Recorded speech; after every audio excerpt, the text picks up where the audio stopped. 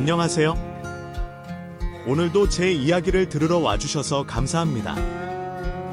사람 사이의 관계는 참 어렵고도 따뜻한 것 같아요. 이번 영상에서는 저와 시댁 사이에서 겪었던 오랜 시간의 갈등과 화해, 그리고 그 안에서 발견한 진심에 대해 조심스럽게 이야기해보려 합니다. 끝까지 함께 해주세요. 사람 참 독하다는 말 많이 하죠. 그런데 정말 독하고 독한 게 사람이고, 즐기고 즐긴 게 사람의 인연인가 봐요. 저도 40여 년을 살아온 인생인데 정말 사람처럼 독하고 인연처럼 즐긴 건 처음 봤네요. 끊으려고 끊어지지 않는 게 부모 간의 정이고, 억지로 이어봐도 끊어지는 게 사람 간의 정인가 봅니다. 여기서 많은 분들 이야기를 들으면서 공감해서 울기도 하고, 때론 어이가 없어서 댓글로 잔소리도 쓰곤 했는데, 오늘은 제가 주인공이 돼서 저의 이야기를 용기 내서 해볼까 합니다. 어쩌면 정말이지 저는 결혼할 때부터 속으로 엄청 욕을 했던 여자예요. 왜냐고요? 시댁 꼴이 말이 아니었거든요. 물론 결혼 전에 시댁 식구들 만나봤고 시댁에 놀러와도 봤죠. 하지만 이 정도로 처참할 줄은 몰랐습니다. 시부모님 성격이 정말 개판도 이런 개판이 없거든요. 하늘 같은 시부모님 성격을 개판이라고 해서 언짢아 하시는 분들이 계시다면 제 이야기 좀 들어보시면 생각이 바뀔 겁니다. 제 나이가 40대요. 저희 때 남존여비 사상이 강한 것도 아니고, 그렇다고 여자가 사회생활도 못하는 것도 아니잖아요.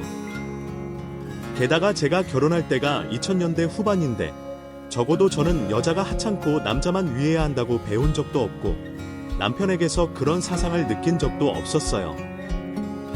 그리고 결혼 전까지만 해도 김민수 부모님이 그런 모습을 보인 적도 없으시고요. 근데 문제는 결혼하고 나서부터입니다. 신혼여행 다녀오자마자 시어머니의 첫마디가 뭔 줄 아세요? 니네 애는 언제 낳냐 켰습니다. 아이고 뒷골이 확 땡기더군요. 그때 제 나이가 갓 30 넘었을 때였고, 번듯한 직장도 있었을 때였습니다. 신혼의 달콤함을 1년도 아니고 한 달도 아니고 신혼여행 다녀오자마자, 그것도 안부도 묻지도 않고 첫마디라고 건넨 말이 애를 언제 낳을 거냐라는 것에 너무 놀랐어요.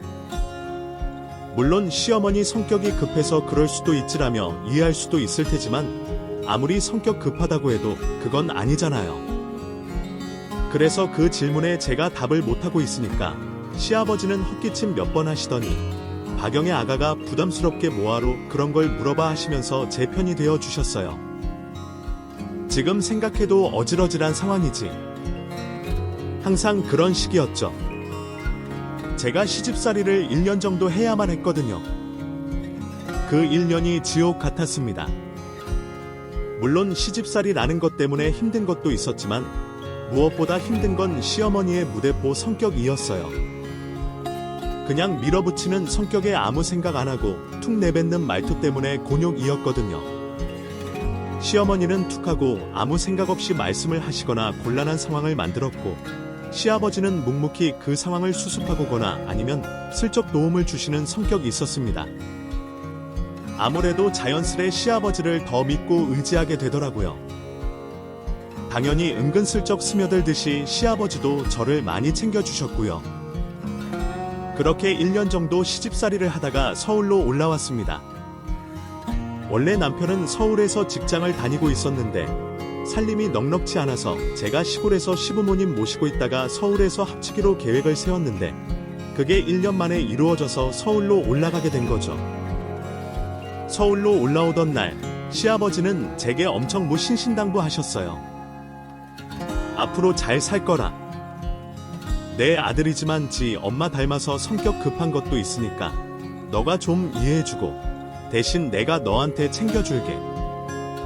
이것밖에 없다 그러면서 제 이름으로 된 통장 하나를 주시면서 돈을 무려 1000만 원이나 넣어 놓으셨더라고요. 1년간 시집살이 하느라 애썼다 이 센티미터 이 수발등 값이니까 거절하지 말고 받아두어. 이러시는데 정말로 시아버지를 존경하지 않을래야 않을 수가 없더라고요. 그렇게 시부모님이 환송을 받으며 다시 남편과 살림을 합쳤다네요. 신혼 때부터 떨어져 지냈으니 1년 만에 만난 남편은 오히려 더 신선하게 느껴지더군요. 더 보고 싶고, 진짜로 보고 있어도 보고 싶은 사람이 됐습니다. 그때 남편은 작은 식품회사 마케팅 부서였거든요. 자세히 말씀드리긴 어렵지만 지금은 꽤 큰 기업이 된 식품회사에서 마케팅도 하고 체인점을 모집하는 일이었어요. 사실 사람들이란 꽤 이름 있고 유명한 기업에 관심을 갖잖아요. 같은 제품이라도 삼성과 현대 브랜드면 더 값어치 있게 생각해주고, 다만 남편이 일하는 회사도 굉장히 좋은 재료의 가맹점주들에게도 좋은 팩이 많은데 이름이 덜 알려졌다는 이유로 인기가 없을 때 억어해요. 그래도 명색이 좋은 대학 나와서 좋은 회사 다니다가 친구 꾀임에 넘어가서 이 회사 차릴 때 작은 밀어 넣고 마케팅 부서에서 일까지 하는데 실적이 없으니까 제가 답답하더군요. 그래서 늘 돈에 쫓기며 살았어요. 그래도 굳이 말씀드리자면 그래도 버틸만 했습니다. 신혼이었고 아직 30대 창창했고 무엇보다 꿈이 있었으니까요. 반지하방에 살았어도 남편이 있어서 행복했고 회사가 잘 풀리지 않았어 도 하나 둘씩 늘어나는 가맹점에 기뻐했습니다. 그리고 저도 작지만 몇 군데 출장 나가서 메이크업이나 피부 관련 강의를 하게 된 터라 생활에 약간은 보탬이 됐거든요. 그런 작은 하나하나 기쁨 덕분에 버틸 수 있었죠. 근데 뭐든지 좋은 일도 있고 그만큼 나쁜 일도 생기잖아요. 그때 친정 아버지가 돌아가시는 일이 생겼어요. 참 이런 이야기 쓰긴 싫지만 친정 아버지는 정말 집안의 왼수 같은 사람이었어요. 엄마에게 가정폭력도 하고 주폭자라서 경찰서도 몇 번 끌려간 터라 저뿐만 아니라 가족들 모두 은근히 우리 아빠 빨리 좀 사라졌으면 하고 기도했던 게 몇 번 있었습니다. 그만큼 우리 집안의 문제를 너무 많이 일으켜 썼거든요. 근데 어디서 사고사를 당했다며 연락을 받고 장례를 치르게 됐습니다. 비록 엄마 괴롭히고 저한테도 툭하면 찾아와서 돈 달라고 깽판 치던 아빠가 죽으니까 솔직히 속으론 기뻤습니다. 아니, 시원했습니다. 이제 이런 지옥 같은 굴레에서 벗어나겠구나. 엄마도 이젠 고생 끝이구나 생각했죠.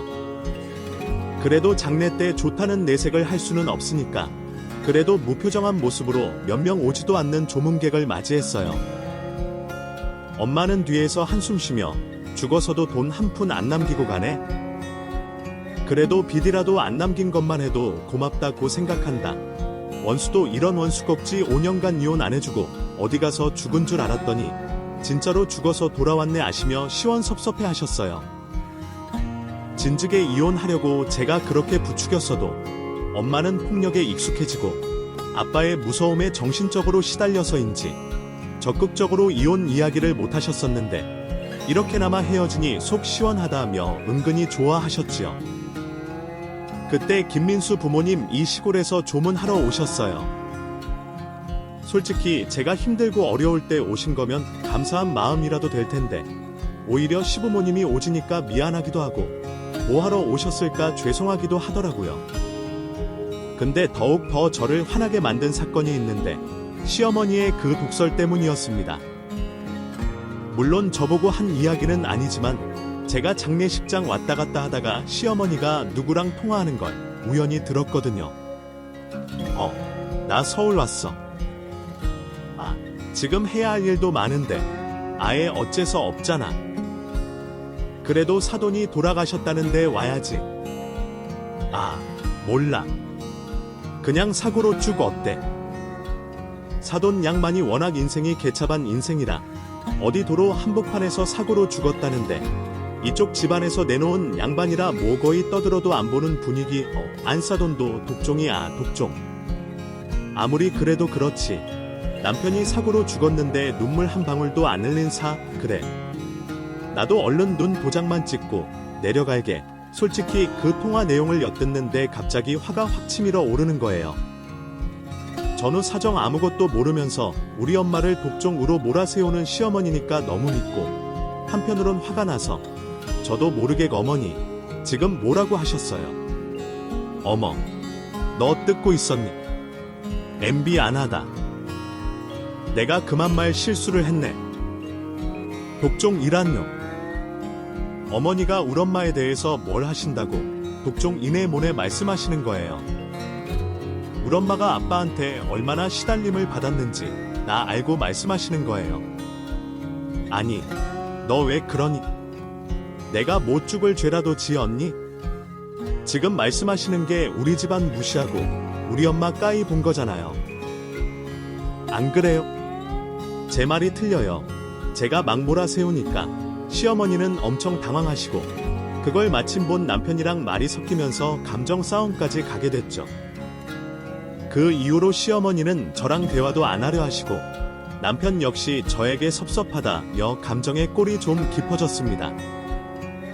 결혼하고 처음으로 대판 싸운 일이네요. 그뿐만이 아니에요. 아무리 세상의 규율이 무너지고 위아래가 서열이 없어졌다가지만 아직까지 아랫사람은 윗사람을 공경하고 윗사람은 아랫사람을 챙겨주고 보살펴주는 게 인지상정이잖아요. 하지만 시어머니는 달랐습니다. 아랫사람을 철저히 무시하고 짓밟은 스타일의 사람이었어요. 자연히 제가 존경할 일도 없고 싸움만 했습니다. 근데 더 큰 문제는 시어머니의 이상한 돈 계산법 때문이었어요.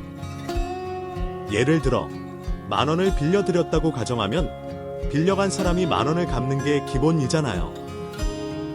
이자를 바라는 것도 아니에요. 10,000원을 그대로 갚으면 됩니다.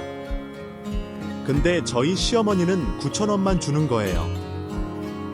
그래서 1,000원은 왜 안 주시냐고 물어보면 10,000원을 갚는데 내가 노력했으니까 1,000원 정도는 수고비 정도로 떼주는 게 당연한 거 아니야, 이런 식입니다. 아마 지구상 어디에도 이런 계산법은 없을 거예요. 정말 어이가 없는 계산법이잖아요. 처음엔 장난인 줄 알고 그러며 어머니 하며 맞장구를 친 게 화근이었습니다. 솔직히 시어머니가 1,000원 빼줘 이러는데 어떤 며느리가 안 되겠다고 하세요. 그냥 맞장구 친 게 지금까지 큰 문제를 일으키게 된 거죠. 어쨌든 시어머니는 돈 계산법도 좀 이상했고 돈에 대해 집착이 심하셨습니다.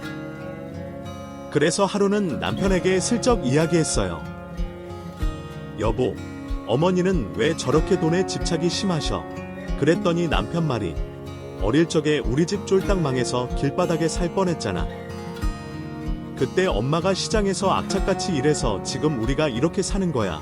그 말을 듣는 순간 시어머니 억척스러운 미 가족을 위해서 그런 거였구나, 이렇게 생각하니까 이해가 되더군요. 사실 시어머니는 시아버지가 농사 지는 거 옆에서 돕기도 하지만 남은 번 도매로 싹 넘기고 더 남은 건 시장에서 직접 팔며 억척스럽게 사신 분입니다.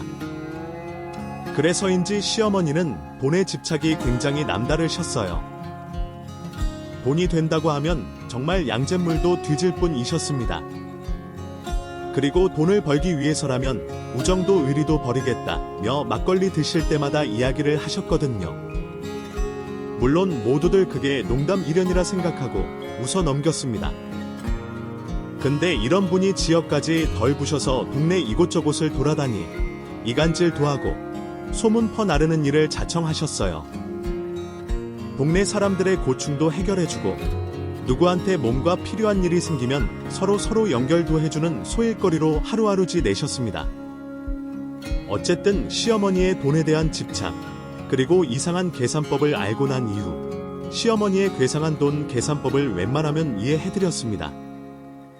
하지만 장례식 사건이 터지고 나서 완전히 갈라서게 됐죠. 오히려 속이 시원하더라고요. 어차피 20살이 할 때 된통당한 터라 이참에 어느 정도 제 매운맛도 보여주고 시댁과 선을 긋고 싶었으니까요. 다만 시아버지를 자주 못 빚는 게 죄스러울 뿐 나머지는 괜찮아거든요. 그런데 쓸쓸대 환장 파티가 시작됐어요. 그때는 남편 사업도 약간씩 일어날 때나 저희도 아이가 태어나서 반지하를 벗어나 그래도 햇볕이 드는 집으로 이사 가자고 집을 알아볼 때였어요. 수중에 돈이 많지는 않았지만 그래도 주변 변들이 햇볕 잘 되는 아파트 작은 평수로 옮길 정도는 됐고 대출 좀 끼끼고 무리하면 집을 살 수도 있단 희망 정도는 보였거든요. 게다가 제가 강의 같은 일을 그만두고 보험 쪽 일을 시작했는데 그것도 탄력을 받아서 어느 정도 잘 나갈 되었어요. 그래서 하루하루가 행복했는데 어느 날 남편이 굉장히 미안한 표정으로 말을 건네더군요. 이유인 즉슨 여보 미안한데 시골에 대신 부모님을 당분간 모시고 살 순 없을까? 그 말을 듣는데 심장이 철렁 내려앉는 거예요. 갑자기 김민수 부모님을 모셔야 하는 이유도 그렇지만 다시 시어머니 밑에서 시집살이를 할 생각을 하니까 숨이 턱하고 막혀오는 거예요. 솔직히 여성들이라면 제 말에 100% 공감하실 겁니다. 시어머니랑 죽고 못 사는 사이가 아니라면 누가 내 집에서 시어머니 모시고 살려고 하겠어요. 가뜩이나 사이도 안 좋은데 말이죠. 그래도 남편이 이렇게까지 이야기하는데도 이유가 있을 테니까 무슨 일이 있냐고 일단 물어놓봤죠. 그랬더니 남편이 좀 우물쭈하더니 사실 아버지가 보증을 잘못 쓰셨는지 투자를 잘못하셨는지는 모르겠는데 하여튼 금전적으로 많이 힘드신가 보여. 그래서 일단 우리 집으로 오셔서 당분간 추위를 지켜보셔야 할 것 같아서 이게 무슨 말인가 싶더라고요. 평생 농사만 지으시고 매사 꼼꼼히 따지는 시아버지가 보증이라 솔직히 이해가 안 됐습니다. 그리고 어디에 투자할 성격도 아니신데 앞뒤가 안 맞는다는 생각이 들었어요.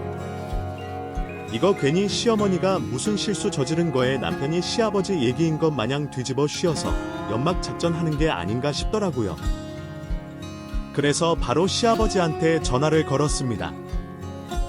아버님, 지금 방 이야기 들었는데요. 혹시 무슨 문제가 있으신 거예요? 미안하다. 내가 좀 이래저래 문제가 좀 생겨서 너희 집에 당분간만 신세를 좀 주고 싶구나. 그 말을 듣는 순간 솔직히 아차 싶었죠. 하지만 시아버지가 그동안 제게 베풀어 주셨던 사랑이나 특히 저 떠날 때 주셨던 그 큰 돈, 그 마음까지 다 아는데 제가 나 몰라라 할 수는 없었습니다. 특히 당분간 일하고 하시니까 그 시간만큼이라도 시아버지에게 잘해야겠다는 생각이 들어서 일단 남편에게 시부모님 모시고 오라고 했어요. 비록 집이 좁고 햇볕도 안 들어오는 반지하 빵이라도 그래도 당분간 좋은 일하면 더 큰 복도 올 거라고 스스로를 삼례시켰죠. 그렇게 김민수 부모님 이 집으로 오셨어요. 그 사이에 시아버지는 더 좋지 해주셨고 시어머니는 오히려 몸이 더 좋아주셨던군요. 뭔가 이것저것 드셔서 포동포동해진 얼굴이셨어요. 그런데 아니나 다를까 시어머니는 우리 집에 오시자마자 앞으로 잘 좀 부탁한다. 근데 집안 꼴이 이게 뭐니? 뭔지 내가 올 때마다 솔직히 말을 할까 말까 망설였지만 이제 나도 신세를 좀 져야 하니까 얘기. 아마 이게 될지. 우리 집 사람 사는 곳이니 이러니까 우리 손주가 피부병에 차주 걸리고 네 남편도 호흡기가 안 좋은 거야. 이러면서 온갖 잔소리를 늘어놓으시는 거예요. 솔직히 좀 기분 나쁘다라고요. 그전에도 우리 집에 오사엇 여기서 며칠간 주무실 때는 아무 말 없으시다니 갑자기 온갖 잔소리를 늘어놓으면서 청소를 하고 밤에 깨끗이 하는 겁니다. 근데 저도 어디 가서 결벽증 있냐는 소리 들을 정도로 청소를 거의 매일 하다시피 하거든요. 그래서 먼지 한 톨 없이 집을 가꾸는데 어머니는 그것마저도 더럽다며 청소를 연신하시는 거예요. 솔직히 흠잡으려 구 억지로 저러는 군활한 생각밖에 들지 않더라고요. 그런데 그건 시작이 불과했어요. 박영의 어머니는 저희 집에 오시자마자 그 특유의 오지랖을 뿌리기 시작했죠.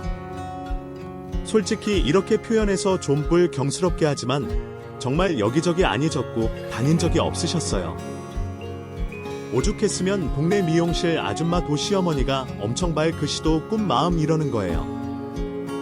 참고로 그 미용실 아줌마는 저랑 친분이 없거든요. 그런데도 비아냥 거리듯이 그런 말씀을 하실 정도였어요. 그만큼 시어머니가 동네를 돌아다니면서 속된 말로 별의별 행동을 다 하고 다니신 거죠. 문제는 더 커졌습니다. 반지와 살다 보면 햇볕도 안 들어오고 가끔 물이 좀 색 때가 있거든요. 집주인하고 워낙 친해서 그런 거 잘 수리해주고 말만 잘하면 오히려 집주인이 미안해하면서 도와줬는데 제가 없는 동안 집안에 물이 좀 새며 벽지가 좀 더 썼나 봐요. 그럼 그거 말만 잘하면 되는데 지어 머리는 부리를 못 찾는 다신고 집주인하고 호되게 부딪힌 겁니다. 집주인 딴에는 어느 집세도 엄청 싸게 해주고 여기서 하루 이틀 본 사이도 아닌데 슈어 머리까지 이 널리어 하면서 화를 엄청 내셨고 어머니는 어머니대로 가니 우리가 공짜로 어녀 사러 침보는 침보니 고태접은 받아야 하는 거 아니냐 고하면서 강대강으로 부딪힌 이 온갖 동네가 조용한 날이 없었답니다. 혹시나 동네 사람들이 쳐들어오면 어쩌나 걱정이 될 정도로 어머니는 동네 싸움 따꾸로 급부상하셨어요. 게다가 김민석 아버지까지 그 말설에 불을 지피셨죠. 어느 날 경찰서에서 전화가 온 거예요.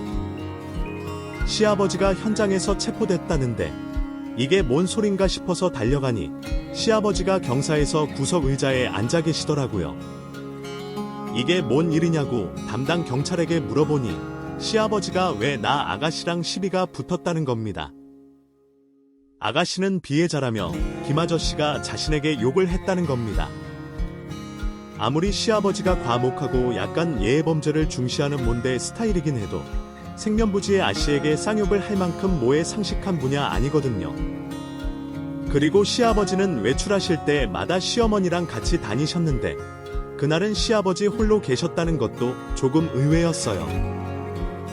그래서 시아버지에게 이게 어찌된 일인이라고요. 니 내가 버스를 타려는데 저와 아가씨가 경로석에 앉아있길래 차례 좀 비켜달라고 했는데 그 업적이 나한테 욕을 하길래 아닌 요즘 누가 그런 거 따져요. 그냥 다른 자리에 앉으시지요. 그러셨어요? 아니 경로석은 경로석 주인인 내가 앉아야지 이러는 겁니다. 솔직히 틀린 말은 아니지만 문제는 경로석 외에 다른 빈자리도 많았는데 시아버지가 굳이 그 자리에 앉겠다고 난리가 나면서 시비가 붙었고 여자한테 욕을 먼저 한 것도 시아버지이었어요. 다행히 제가 사과하고 피해자인 여성분도 신체적인 접촉도 없고 노인이니까 이해한다면서 잘 마무리됐지만 시어머니는 시어머니대로 사고치고 시아버지는 김아버지대로 이런 사고를 치니까 하루하루가 불안한 겁니다. 게다가 유달리 시아버지가 늘상 문제를 일으킨 것이 있는데 바로 낡은 트럭이었어요. 김부모님이 그 트럭에 이삿짐을 싣고 오셨는데 시골에서 쓰던 낡은 트럭의 뒷부분 짐칸 앤 텐트처럼 홀을 지어 놨거든요. 먼지도 많고 장기수도 많은 오래된 트럭인데 유독 그걸 애지중지 하시는 거예요. 물론 그럴 수도 있죠. 하지만 문제는 주차를 한 대 플러스 N 주변 상황이 녹록지가 않아서 제가 트럭은 이제 팔자고 해도 시아버지는 그것만은 안 된다며 난리 썼어요. 그러더니 갑자기 니네 이름으로 이걸 좀 옮겨놓자 이러는 겁니다. 아니 낡은 트럭을 폐차를 하든가 아니면 아예 중고차로 푼돈 받고 넘기시즈 이걸 왜 우리 남편 이름으로 명의를 변경하냐고 물었더니 시아버지는 절대 팔 수는 없고 그리고 본인이 가지려면 세금 문제도 있으니 우리 한에서 그걸 사라고 강매하시는 거예요. 정말 가족이 더 무섭더군요. 근데 웃긴 건 남편이 군말 없이 그거에 받아들인 겁니다. 그래서 제가 당신 미쳤어.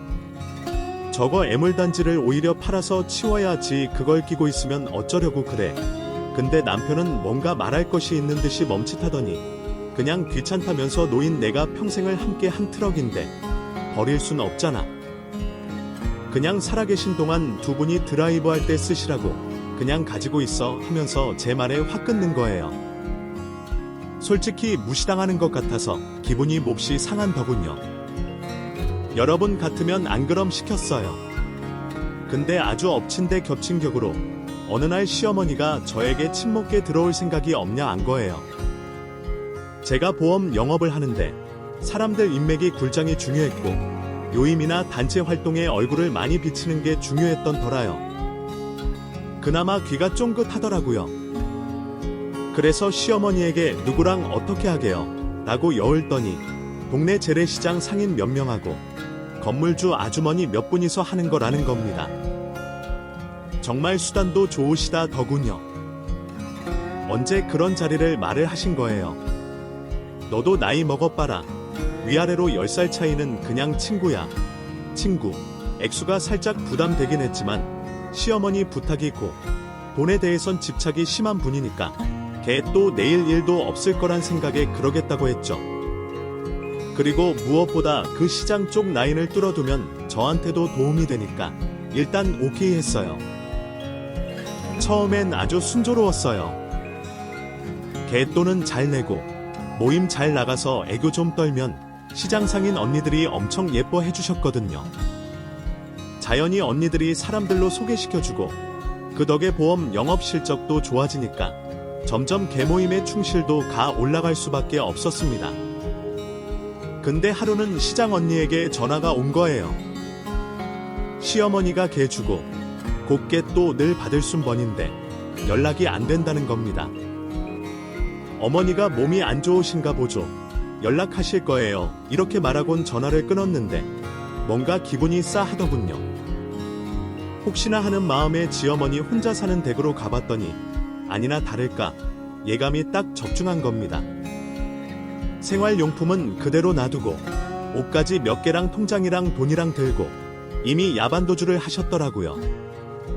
시어머니가 점심마다 시장을 돌면서 현금을 직접 거둔 후에 개통 통장에 입금하는 방식이 없기 때문에 집안에 통장이 있어야 하는데 아무리 뒤져도 통장이 없는 거예요. 그리고 이미 몇 차례나 시어머니가 사람들 앞에서 통장을 보여주며 봐. 돈은 잘 모이고 있다니까 길에 있기 때문에 통장이 없다는 것은 시어머니가 사라졌다는 의미였습니다. 순간 하늘이 노래 주더군요. 사실 저는 큰 돈을 비해 입은 건 아니지만 동네 시장 언니들이 걱정됐어요. 어쨌든 일이 더 커지기 전에 남편에게 이 사실을 전화로 알리고 시장 언니들에게 시어머니가 사라진 것 같다 고 알렸죠. 그리고 경찰에 신고는 해두었고요. 다들 처음엔 걱정하던 이 역시나 그중 어떤 언니가 근데 며느리니까 시어머니가 어디로 도망갔는지 알 거 아냐 이러면서 저를 의심하는 겁니다. 그 이야기를 듣는 순간 저도 화가 확 오르는 거예요. 근데 화를 꾹 참고 제가 알면 이러고 있겠어. 여저도 피해자라고요 하며 조심스럽게 답했습니다. 그랬더니 그 언니가 너도 한통소가 아니야. 지금 네 시어머니랑 짜고 지금 니닌 쇼하는 거지 이러는 겁니다. 정말 사랑 환장한다는 기분을 알겠더군요.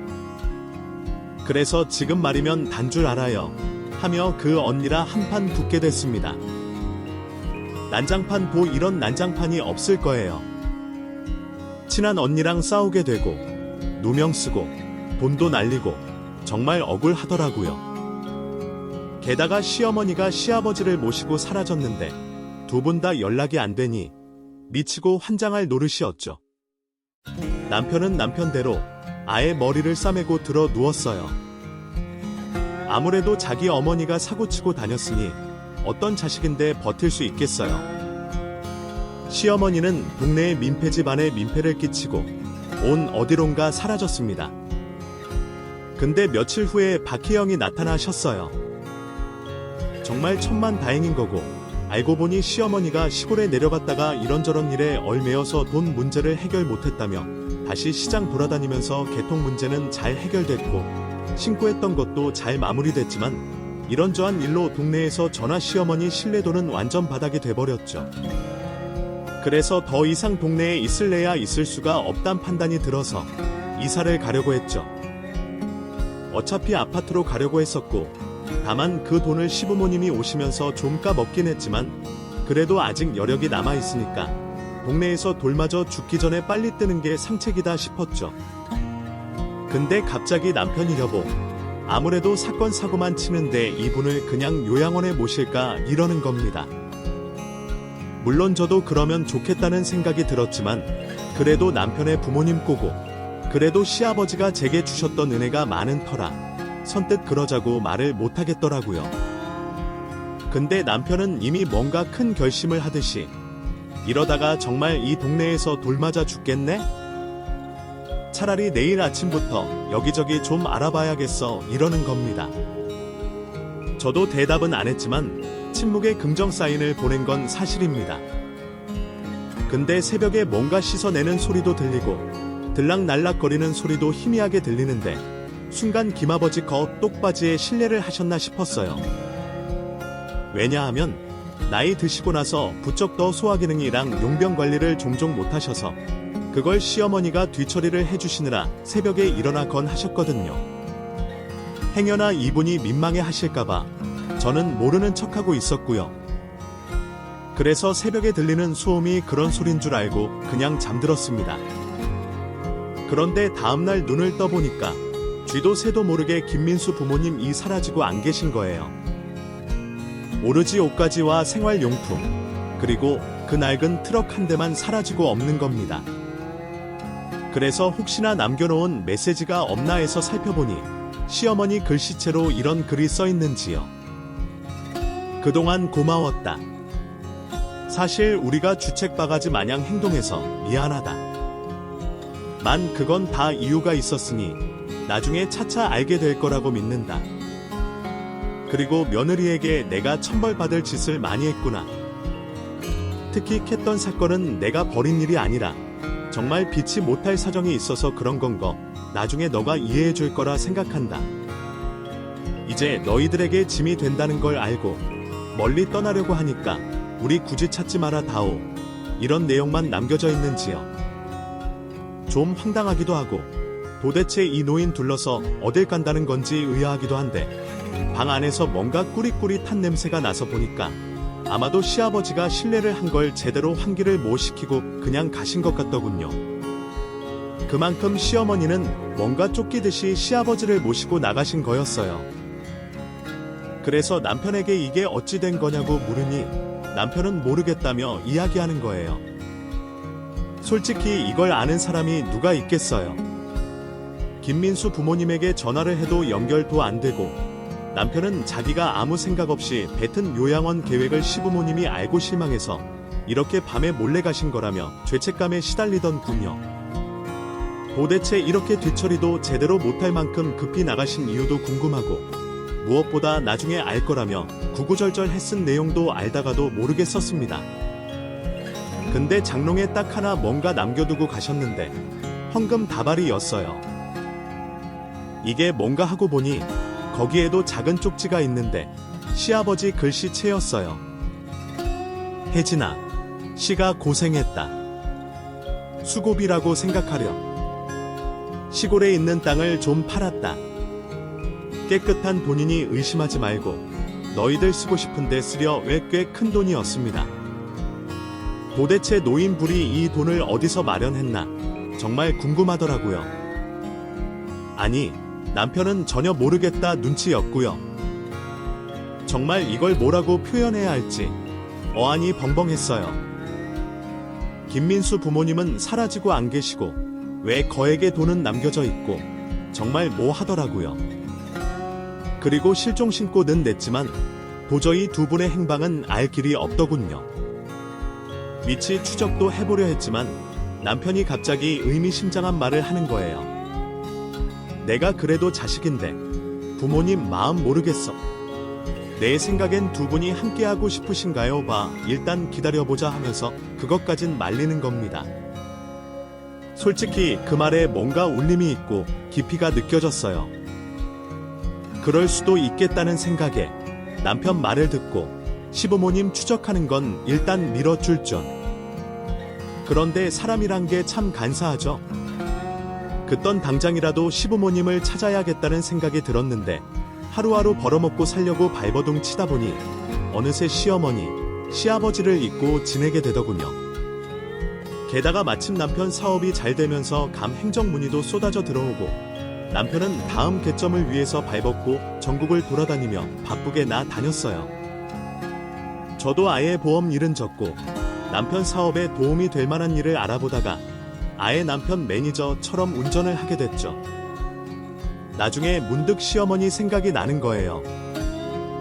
그렇게 막말하고 눈치 없던 분이지만 늘 시아버지를 옆에 태우고 그 낡은 트럭을 직접 몰던 분이 줬거든요.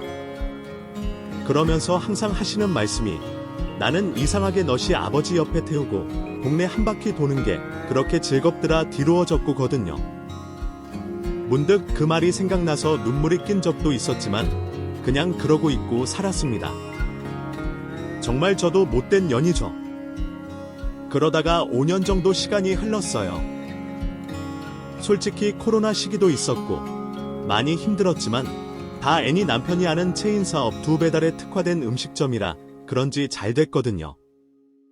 게다가 시부모님이 남겨주신 본으로 아파트로 무사히 이사를 갔습니다. 이 글을 쓰면서 보니까 다시 한번 제가 못된 년인 게 또 느껴지네요. 그 고비의 김민수 부모님 도움을 그토록 받아놓곤 그 이후로 차제 생각을 못한 채 그냥 남편에게만 김민수 부모님 꼭 찾아보자 란 말만 되풀이했으니까요. 근데 그날은 남편이 철인 가맹점주라 새롭게 차린 가게를 축하해줄 겸 개업식 턱도 낼 겸 찾아간 날이었어요. 난생 처음 가보는 동네에다가 저는 원래 그런 자리에 잘 가지는 않지만 남편이랑 사람도 있는 분이 가게를 내는 거고 무엇보다 창립 초기부터 남편을 물심양면으로 도와줬던 분이라서 감사의 의미로 찾아갔죠. 거기서 술도 한잔 마시고 옛날에 힘들 적 이야기를 하며 지인분께서 서본님이 진짜 고생 많이 하셨네요. 이제 와서 하는 말이지만 남편분이 정말 안 좋은 생각을 수십 번 했어요. 그런데 그러지 못한 게 전부 다 사모님 때문에 더 잘 살아야 한다면서 마음을 다졌더라구요. 그 말을 들으니 과거에 힘들었던 모든 일이 울컥 올라오더군요. 술도 한잔 했으니 그런 기분이 더했죠. 그리고 온 집에 돌아오는데 뭔가 기분이 삼해서 술도 깰 겸 동네나 한 바퀴 산책하듯이 돌고 술이 좀 깨면 대리 기사 불러서 가자고 남편에게 말했습니다. 남편도 그동안 고생했다며 저를 다독이며 동네 한바열 돌며 술을 깨려고 했죠. 근데 큰 길을 지나 약간 낮은 둔덕의 길 쪽으로 돌아가는데 그 안쪽에 쓰레기가 좀 모아져 있는 전봇대가 있는 거예요.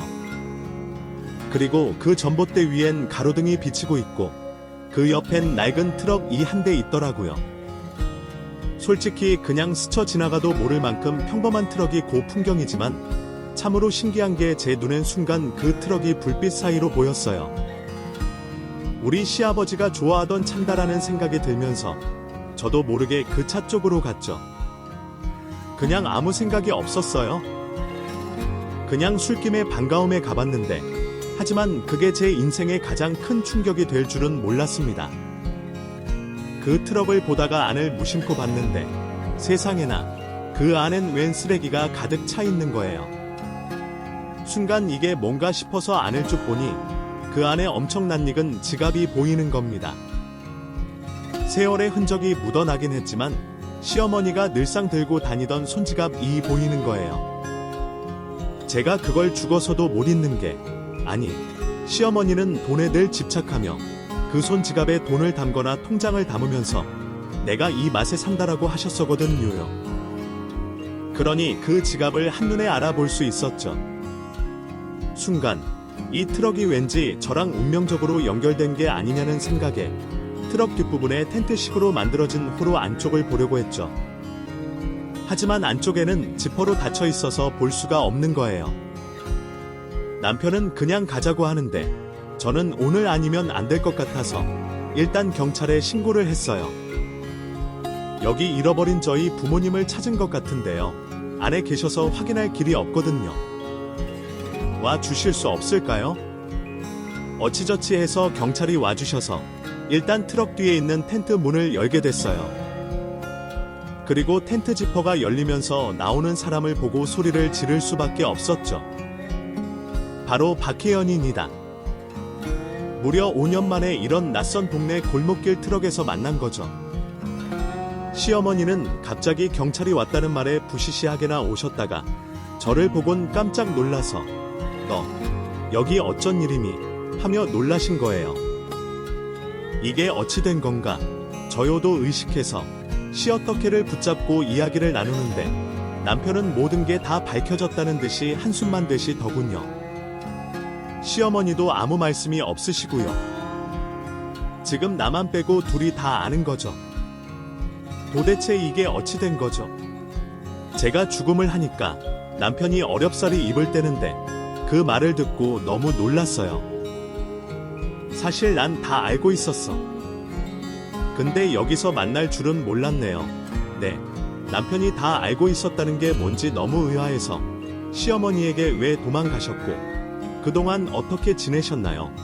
여쭈니 시어머니 말씀은 사실 너한테 부담을 안 주려고 예전부터 계획했던 일이란다. 아니, 부담을 안 주는 게 뭔데요? 그렇다고 그렇게 야반도주 하듯 가시면 어떻게 해요? 안 그러면 너가 더 힘들어질까봐 크겠지. 이민지, 남편하고 온다 이야기 끝내고 야반도주 한 거였어. 그러면서 시어머니도 말씀을 하시는데 알고 보니 시아버지는 지금 치매가 점점 심해졌다는 겁니다.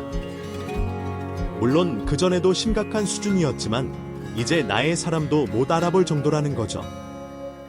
특히 경모석 사건이나 가끔 신뢰했던 것도 이미 치매가 준비를 넘어섰다는 거예요. 그래서 시어머니가 늘 옆에서 같이 있었던 거고 늘 모시고 다녔던 거였다고 하더군요. 그리고 무엇보다 요양원은 들어가기 싫어해서 어떻게 할까 고민하던 찰나에 남편이랑 시어머니랑 갈등이 좀 있었다는 겁니다. 그 사이에 시아버지는 정말로 벽에 분뇨를 발할 정도로 이미 이성을 잃으셨다고 시어머니는 이럴 바에 고생한 저를 위해 돈을 좀 주고 그냥 몰래 나오겠다고 하셨다는 거예요. 대신 남편에겐 매번 위치를 알려주고 정기적으로 병원에서 통원 치료를 받는 걸로 했는데 이 모든 걸 시어머니는 어긴 채 트럭에 짐을 싣고 전국을 여행 다니셨다고 하더군요. 그리고 저희에게 물려준 돈은 실제로 시골 땅을 판 돈인데 알고 보니 그 돈도 동네 아줌마들하고 갯돈은 열었다가 시골 땅 팔로 간 사이에 갑자기 시아버지가 발작 비슷한 걸 일으켜서 어쩔 수 없이 연락이 두절되며 벌어진 사건이었다고 합니다. 그걸 저도 모르고 남편도 모르니 발만 동동 굴러다. 이게 다 그런 거였고요. 이 모든 사건의 경정을 알고 퍼즐을 맞춰보니 이제야 시어머니도 시어머니 나름대로 고생이 많으셨다는 걸 알겠더라고요. 그러면서 시어머니가 하시는 말씀이 네 시아버지도 정신 멀쩡할 때 유언 아닌 유언이 때로 병원이나 요양원에 자기애 가 주지 말아 달라고 했거든.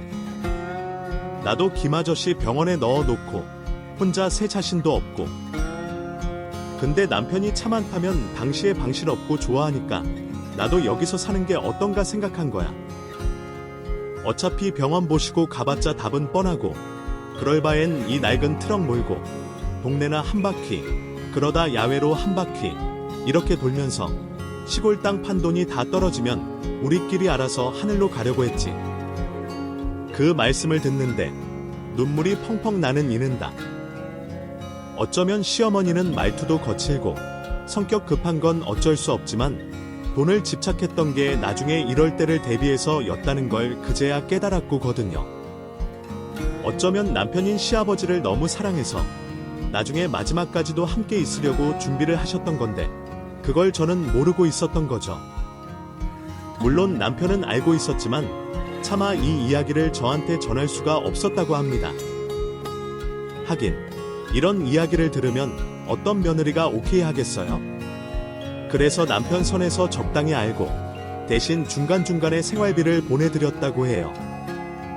어쩌면 남편도 치매 걸린 시아버지까지 저에게 짐으로 남겨줄 수 있다고 생각해서 그랬다는 겁니다. 어쨌든 그 속마음을 알고 나니 고맙기도 하고 또 한편으론 이게 슬퍼서 눈물이 왈칵 나오기도 해서 참여했습니다. 어쨌든 두 번의 상황을 알았으니 일단 집으로 모셨고 좀 지내다가 지금은 경기도 외곽에 조립식 주택 지어서 같이 살고 있습니다.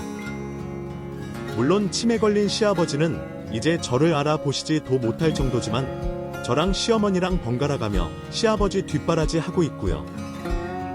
남편은 남편대로 사업이 잘 되니 나름 서포트 잘해주고 있습니다. 비록 집안에 아프신 분이 있지만 이렇게 서로 부대끼며 사는 게 더 좋은 것 같아요.